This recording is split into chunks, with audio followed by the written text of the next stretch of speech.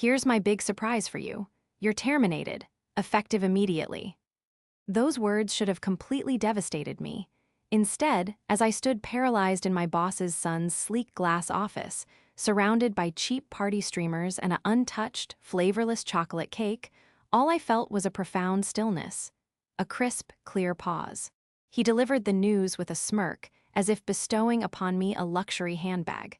Go on, pack your belongings, Jamie. We'll disable your access in 10 minutes. I gave a single nod. No protests, no tears, just quiet acceptance. I turned, moved past the bewildered receptionist who blinked as if unsure if this was some elaborate office prank, and entered the elevator without a backward glance. The metallic doors hissed shut. My reflections stared back at me. Today marked my 35th birthday. As a true Libra, I usually sought balance and fairness, and this beginning certainly felt wildly off-kilter. It had started so differently. My husband, Caleb, had brewed me coffee at 6:30 a.m., serenading me off-key with happy birthday, while our two rescue mutts danced excitedly around our feet. He'd kissed my forehead, promising, just get through work. Then the real celebration begins. That morning, I'd imagined a fancy dinner reservation or perhaps a spontaneous weekend escape. It turned out to be something entirely unforeseen. Now, in the driver's seat of my car, my company ID still swaying from the rearview mirror, I dialed Caleb. He answered on the first ring. "Happy birthday, sweetheart," he chirped. "What time should I pick you up?" "I'm already out," I replied, my voice hushed. I was fired. Silence. "Today, already?" 10 minutes ago. A beat. "Was it Chad?" "Yes."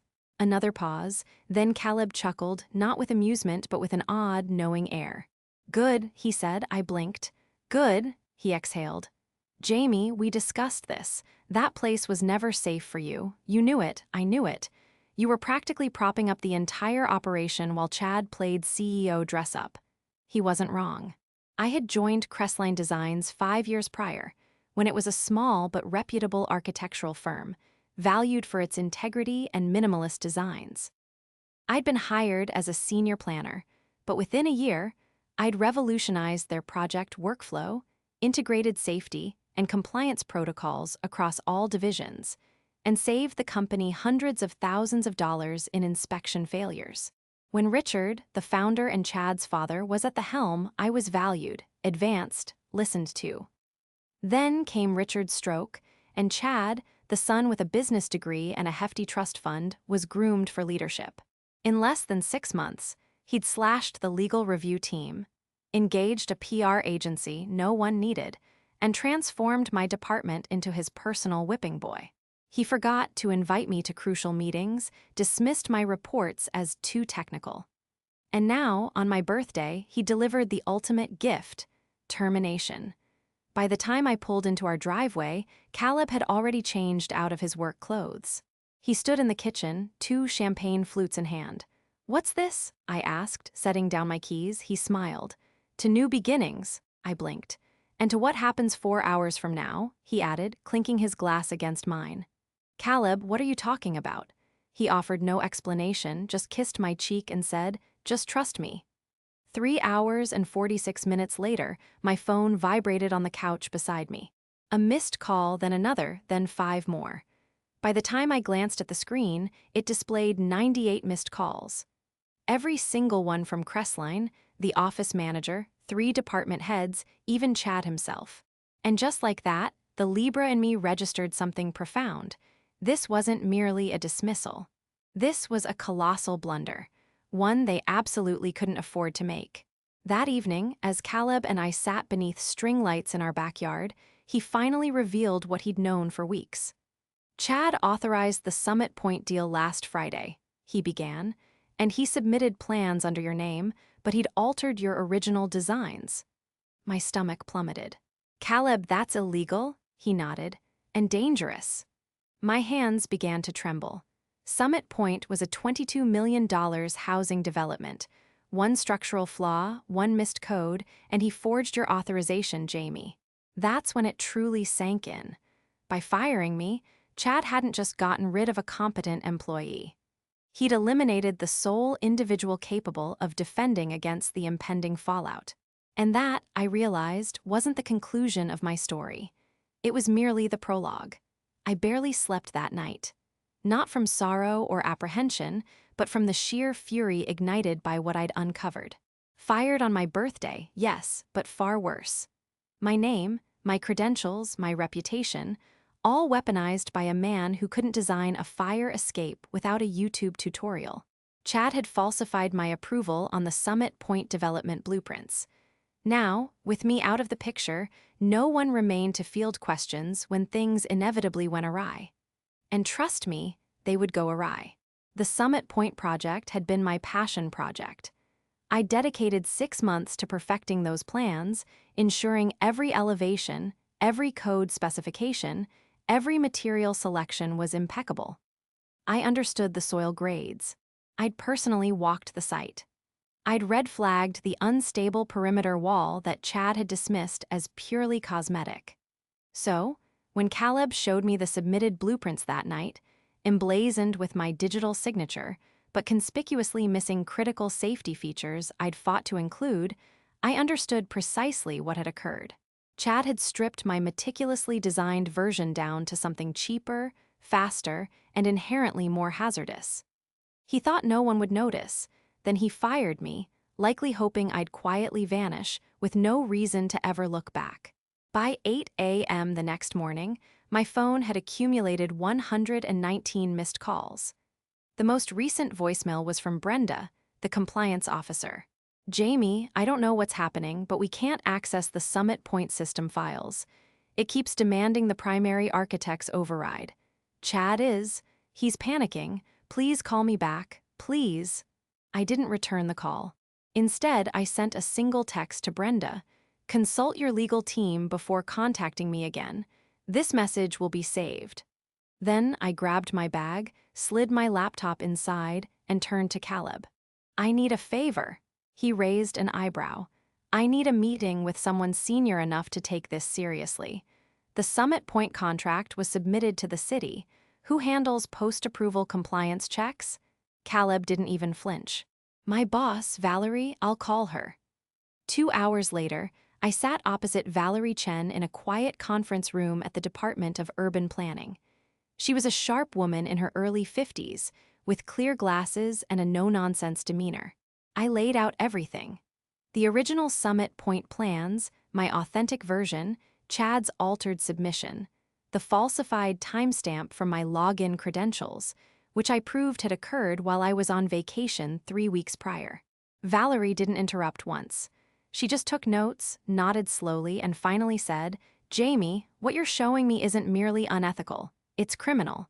If those homes were constructed with these specifications and something failed, families could die." I stated it flatly. She tapped her pen. "I'm flagging the Summit Pointe permit for emergency review, and you'll need legal representation. If your name was forged, you're not responsible. But the optics could get messy." I nodded. "I'm ready." Back home, Caleb handed me a printed email. Subject: "Urgent, Jamie, please call me." From Richard Langdon, founder and former CEO, Crestline Designs. I hadn't spoken to Richard since his stroke the previous year. We'd exchanged a few polite texts during his recovery, but he hadn't been involved in daily operations since Chad took over. Caleb sensed my hesitation. "You should talk to him," he said quietly. "He's not like Chad." So I called. "Jamie." Richard's voice rasped through the line, weaker than I remembered, but still incisive. "What happened?" "You mean, besides being illegally fired and having my signature forged on a multi-million-dollar project?" Silence, then softly, "I'm sorry. I never should have relinquished control to him." I let the silence linger before replying. "It's done now. Can you meet me? I'm not interested in returning, Richard." "I'm not asking you to. I just need to talk, please." I agreed. We met later that afternoon at a small cafe far from downtown. Richard looked older, thinner, but regret clung to him like a second skin. "I built that company for 30 years, he said, "and my son dismantled it in less than one. I thought he just needed structure. I didn't realize he needed a leash." I remained silent. Richard continued. Brenda told me what he did. He's denying it, of course, said you sabotaged the files. I laughed bitterly. Of course he did. He leaned forward. Jamie, if you pursue this legally, the company will collapse, you know that. I looked him directly in the eye. That's not my concern. He swallowed. What if I offered you something else? I'm listening. But before he could speak, my phone buzzed again. Another voicemail, this one from Chad himself. Jamie, look, maybe we can fix this. I didn't mean for it to go this way. We could talk. Come back, I'll undo the termination. We'll call it a miscommunication. Miscommunication. I ended the call and looked back at Richard. They're terrified, I said, and they should be. I didn't respond to Chad's message, not out of strategy, at least not at first, but because I physically couldn't. My hands trembled too much. The man who had fired me with a self-satisfied grin on my birthday now wanted to rescind it like a poorly scheduled calendar invite. Miscommunication, he'd said, as if terminating someone, forging signatures, and imperiling public safety was a mere typo. He had no idea the city had already frozen the Summit Pointe project. No idea that Valerie had initiated a formal inquiry, and no idea that I wasn't coming back. Not ever. The problem was, the deeper I delved into what had transpired, the more chillingly clear it became. It wasn't just Summit Pointe. That evening, Caleb sat across from me at the kitchen table with a folder full of printouts. These are Chad's permit submissions over the last 6 months, he said. I pulled them from public records. Just compare them.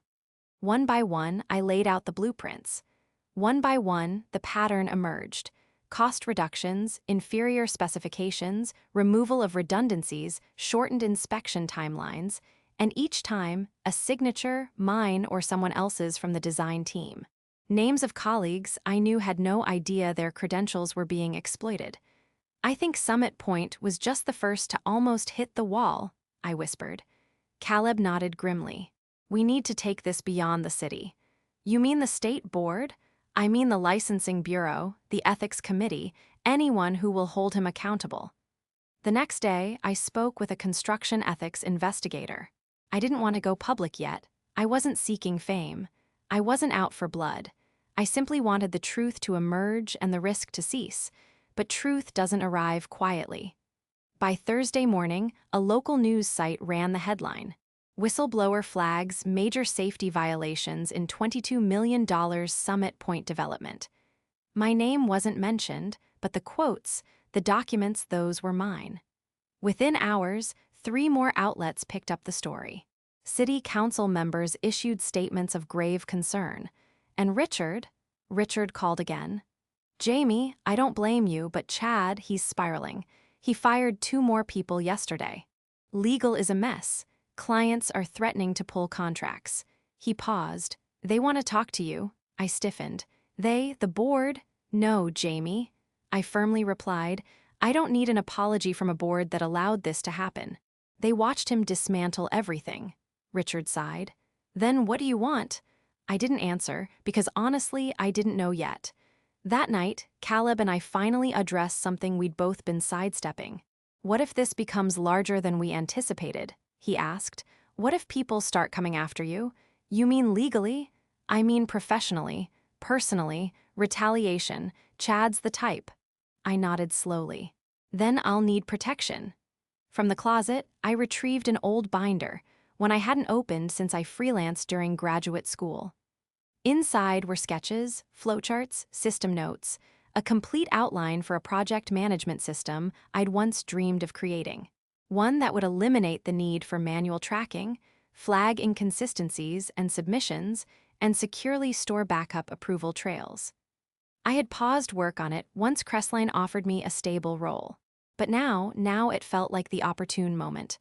I'm not going back, I told Caleb, but I'm going to build something superior, something they'll desperately need. 2 days later, I registered my company, ClarityBuild Systems. Within 48 hours, I received a consultation request. Not from Crestline, of course, but from one of their largest competitors. They'd seen the news. They'd read between the lines. By the following week, 2 more firms reached out, quietly, discreetly. They didn't want to be caught in the headlines, but they certainly desired better systems. Systems I could build. Meanwhile, Crestline was imploding from within. Brenda, the compliance officer, messaged me late one night. "Jamie, everything is falling apart. Chad's been removed from daily operations, but we can't salvage Summit Pointe. The city says it's unsalvageable. We might lose our license." Then another message, this time from Richard. "They want to offer you something, not employment, a contract. You oversee project integrity, full autonomy. We'll compensate you, just help us recover. Please." It was tempting. Not because I wished to aid them, I didn't, but because I understood what I'd constructed, what I was on the cusp of building, was the future. And a part of me desired for them to pay for access to it.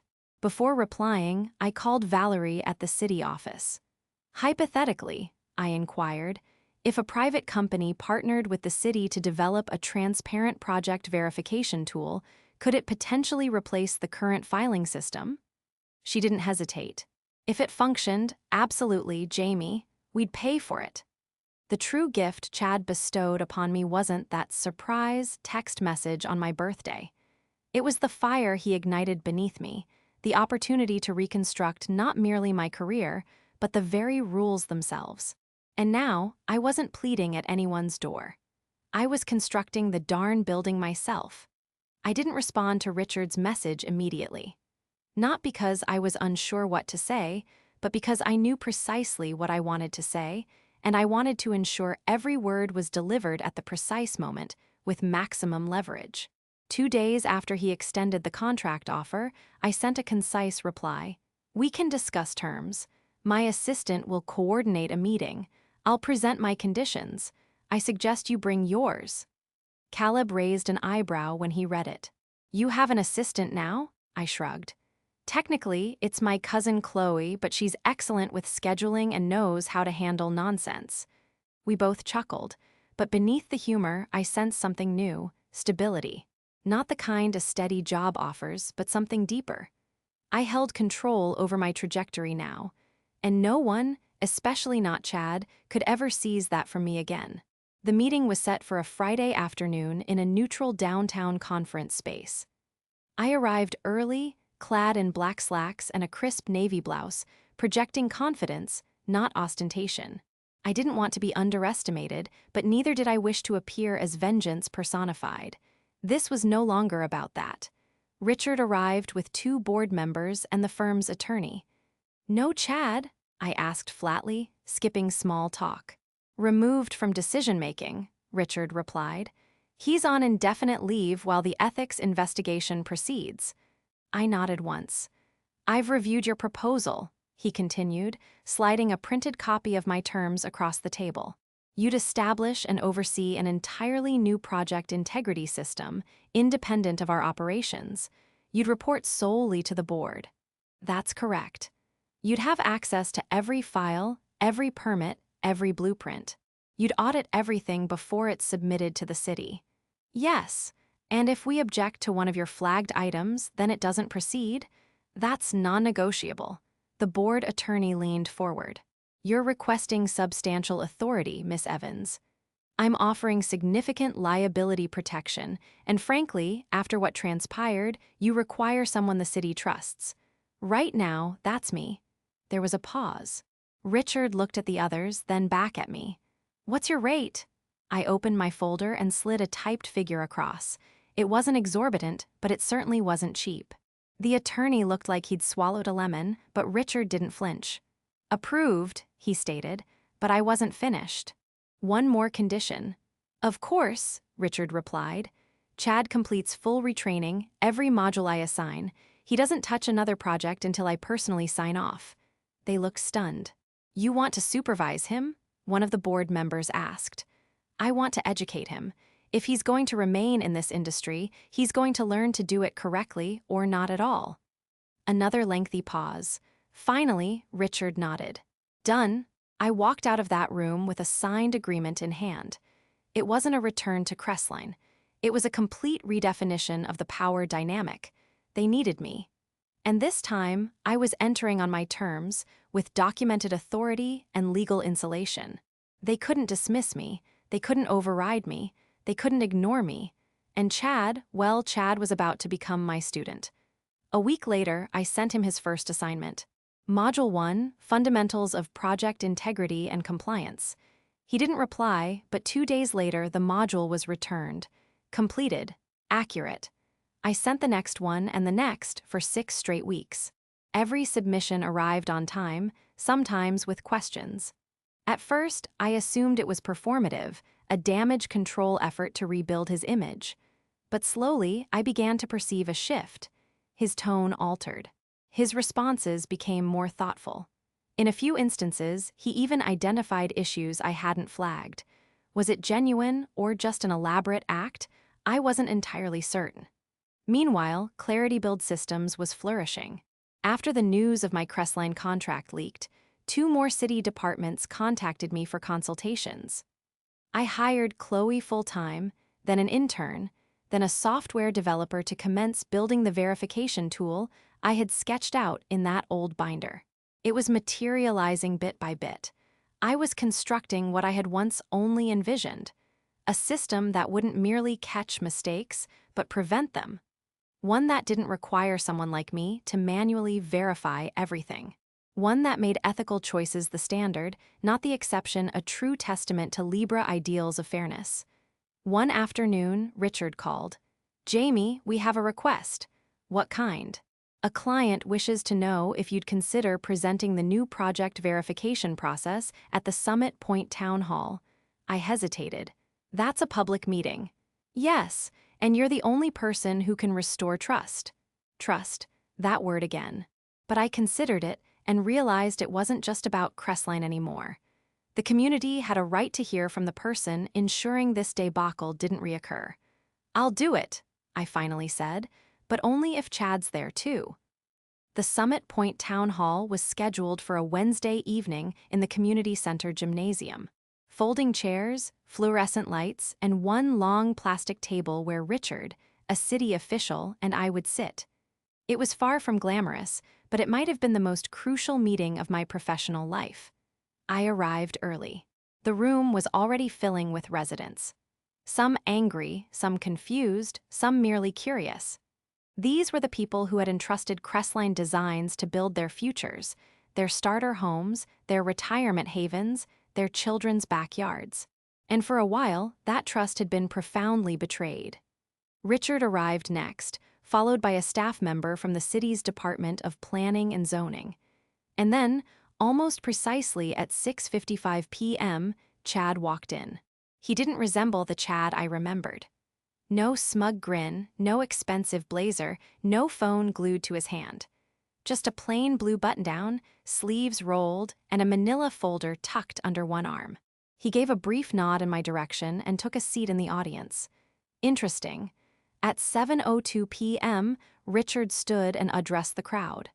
"I'd like to thank everyone for being here. Tonight is about transparency, about answering your questions and owning our mistakes. That begins with introducing the person who's been rebuilding our project integrity system, Jamie Evans." I stepped up to the microphone, my heart thumping against my ribs. I'd spoken at plenty of meetings in the past, but this wasn't just professional. This was personal. "Good evening," I began. "I know some of you might recognize my name from recent reports. I was a lead project planner at Crestline for 5 years. Last month, I discovered that my name had been used without my permission to approve project plans I didn't create. After I brought this to the city's attention, an investigation confirmed multiple compliance violations, many of which directly impacted the Summit Pointe development." Murmurs rippled through the room. I continued calmly. "Since then, I've been contracted as an independent integrity consultant to audit and rebuild all processes connected to Summit Pointe. What that means is every revised plan, every material order, and every safety compliance check now passes through a new system, one that I control." A woman in the second row raised her hand. "Why should we trust Crestline again? Why should we believe anything now?" It was the question I had anticipated. I nodded. "You shouldn't take anything on faith," I said, "but you can verify." We've created a public dashboard, updated weekly, with plan approvals, inspection dates, and compliance sign-offs. You'll know exactly what's happening and when. Another hand shot up, then another. Questions about soil stability, drainage, electrical planning. I answered each one thoroughly, not defensively, just factually. And that's when Chad stood. Everyone turned. He walked slowly to the front of the room, glanced at Richard, then looked directly at me. "May I speak?" he asked. Richard hesitated. I gave a single nod. Chad stepped to the microphone. "My name is Chad Langdon. Many of you know me as the acting director of Crestline. Some of you knew my father when he ran this company with integrity. I did not honor that legacy." A beat of silence. I altered project submissions to cut costs. I overrode safety protocols.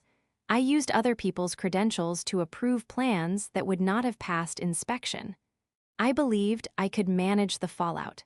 I was wrong. The gymnasium was utterly silent now. I was removed from operations after the investigation, but over the last 6 weeks, I've been retraining under the guidance of Miss Evans. Not because anyone forced me to, but because I had to understand how badly I'd failed, and because if this project is ever going to mean something again, it starts with accountability. He turned back to the audience. "I know I can't erase what I've done, but I'm committed to rectifying it, one step at a time." He returned to his seat. No applause, no outbursts, just a heavy, thoughtful silence. After the meeting, a few residents approached me. Some still skeptical, others quietly grateful. One elderly gentleman said, "If you're the one fixing this, I'll sleep better tonight." That meant more than any corporate title I'd ever held. Chad approached just as I was packing up. "I meant what I said," he offered. I studied him. "Good, because this isn't over. Integrity doesn't happen once. It has to be maintained every step, every day." He nodded. "I understand." As he turned to leave, I called after him. "Why did you truly stand up there?" He looked back. "Because you were right, not just about the project, about me. I didn't deserve the position I was given, and I never earned the trust I was handed. But maybe I can earn some back." I didn't respond. Not yet, because trust, like integrity, is something built, not simply given, and it was still under construction. 3 months passed. Summit Pointe was officially reinstated, this time under stringent oversight, weekly public audits, and triple verification systems. Construction resumed slowly, cautiously, under the weight of everything that had nearly gone wrong. But something fundamental had changed. Not just the project, not just the company, me. I was no longer waking up wondering if I'd be blindsided at a morning meeting or have my ideas dismissed in favor of someone else's ego. I wasn't just working for someone anymore. I was working on something that truly mattered. ClarityBuild Systems had secured 4 new municipal contracts. My system was being piloted in 2 counties. City officials were recommending it as a benchmark model. I was hiring full-time staff. And for the first time in my career, I wasn't chasing approval. I was setting the standard. One afternoon in early spring, I received an invitation to speak at a regional architecture and compliance conference. Nothing monumental, just a panel discussion about ethics in urban development. I almost declined. But then I thought about the Jamie from a year ago, the one who got fired on her birthday, who left the office without raising her voice, who quietly shut the door behind her while everyone else applauded a man who didn't know half of what she did. And I decided to show up. When I finished my talk, a young woman approached me, early 20s, anxious but resolute. "Hi, I just wanted to say your story, what you shared today. It reminded me of something I'm experiencing. I work under someone who constantly takes credit for my contributions. I thought perhaps that was just how the industry operated." I smiled, gently, reflecting on my Libra nature's quest for balance. "Honey, that's not the industry. That's just someone hoping you'll stay quiet." She blinked. "So, what do I do?" I handed her my card. "You document everything. You protect your work, and you start building something no one can ever take from you." She held the card as if it were pure gold. Perhaps to her it was. Back home that evening, Caleb grilled dinner while I watched the sun dip behind our newly finished fence. Our fixer-upper had become a true haven. A little rough around the edges, but undeniably ours. He looked up from the grill. "You know, it's been precisely 6 months since Chad fired you." I laughed softly. "Feels like a lifetime ago." He raised an eyebrow. "If you could go back, would you still walk out the same way?" "No question," I replied. But this time, I wouldn't wait so long to stand up for myself. He handed me a plate, and we settled onto the porch steps. "You didn't just stand up," he said.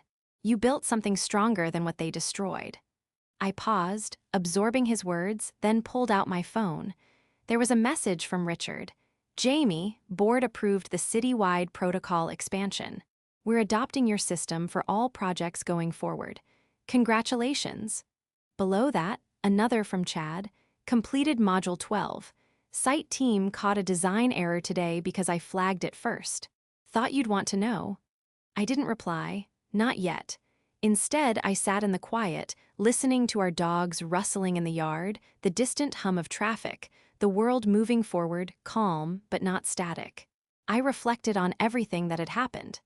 The text on my birthday, the forgery of my name, the silence I'd chosen over immediate outrage, the system I'd forged from an old binder. Late nights and a whole lot of bitterness had transmuted into purpose. I hadn't burned Crestline to the ground, but I had rebuilt the very foundation they stood on my terms, with my tools. And no one could ever take that away. People sometimes ask me if I ever forgave Chad. The truth is, I don't know. Perhaps forgiveness isn't always the ultimate point. Perhaps it's about creating enough distance between the person you were and the person you've become that their power naturally fades. What I do know is this: revenge doesn't always resemble scorched earth. Sometimes it looks like leadership. Sometimes it looks like walking back into the room, not to beg for your job, but to fundamentally rewrite how the job is executed. Sometimes it looks like watching someone finally grasp the lessons they once mocked you for knowing. If you've made it to the end of this story, thank you. You likely comprehend something many people overlook: that the greatest revenge isn't in making someone pay. It's in making yourself unshakable. It's in utilizing what was intended to destroy you as the bedrock for something stronger, more ethical, more respected, and entirely your own. So, here's to being fired on your birthday, and to evolving into the kind of person they have to call back, only to realize you no longer need to answer.